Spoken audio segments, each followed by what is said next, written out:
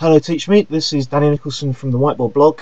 What I want to speak to you this evening is a couple of ideas for alternatives to writing up practical work or writing up science work, but this could apply to other subjects as well.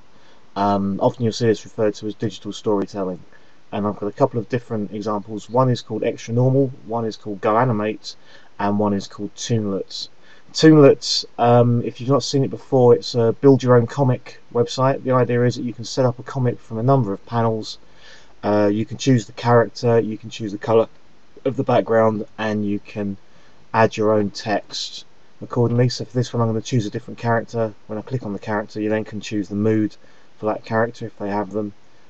So you might have them happy or sad or angry or whatever, and you can use that to tell a story, which in this case could be the results of an experiment that they've carried out for science.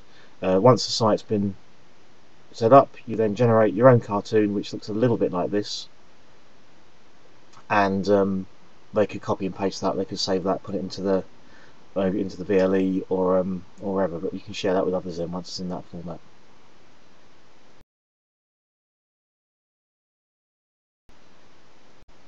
As an alternative, there's a slightly different type of way of doing this. There's a site called Extra Normal. Now, it's a slight problem with Extra Normal at the moment that they've started to go purely on a pay model, but you can get a little bit of stuff for free on an educational account. You click in the boxes and write in your dialogue. So for this one I've got a dialogue between two people. You could have just one actor, you can choose backgrounds, you can choose how the actors look. When you finish typing in your script, what should happen then will be that the site will generate its own video for you using slightly computerized voices. You made an amazing discovery. What is it? Well, I was carrying out an experiment to see what happened to the fermentation of yeast at different temperatures. And what did you do? I put a solution of yeast into different test tubes and then added sugar solution to each on. Did you use the same amount each time? Yes, I used 10 centimeters cubed, so that way it would be a fair test. I then put balloons over the end of each tube to catch the gas. The yeast make carbon dioxide gas as it ferments the sugar. Then what did you do? I put one tube into a beaker of ice, one into warm water, and one in very hot water. The other one I left at room temperature. So what did you find out? The yeast that was warm did better than room temperature. But the yeast that was very hot did nothing at all. I think I may have killed the yeast. The yeast that was in ice did nothing, but once I took it out of the ice it started fermenting again. Wow, that's quite cool. Yes, it is. I would like to look at different temperatures next time to see if that changes things.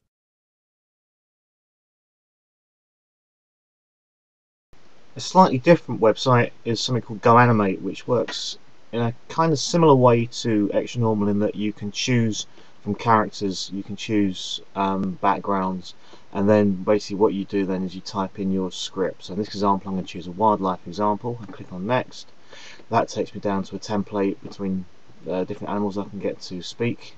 Some are free, some you have to pay for, and then when you've chosen your creatures or chosen your characters, then you can type in the things that you want them to say, and you can have a one-headed dialogue or a two-headed dialogue, and you can basically generate again results from experiment or some things that they found out as part of a research project, and just have one animal speaking to the other animal or one person speaking to the other person. When you hit preview, it'll generate you a video which you can then save and view online.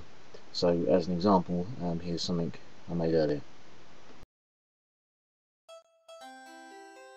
Did you know that if you burn magnesium in air, and then collect all of the ash, that it actually weighs more than at the start?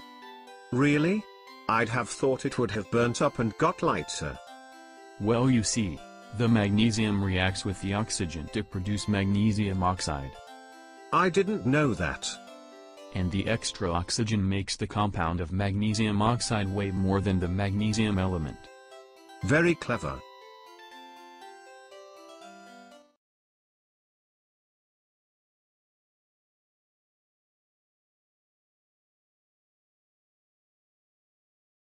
You can also do very simple animation using software like Jellycam, which is free, or you might want to pay for something like Zoo 3D, which is about 30 quid for a license, but there are also things like Monkey Jam as well, which are free bits of software.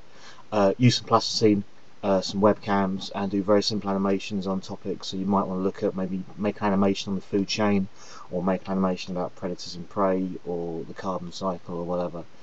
So for example, here's one from a group of students looking at predators and prey.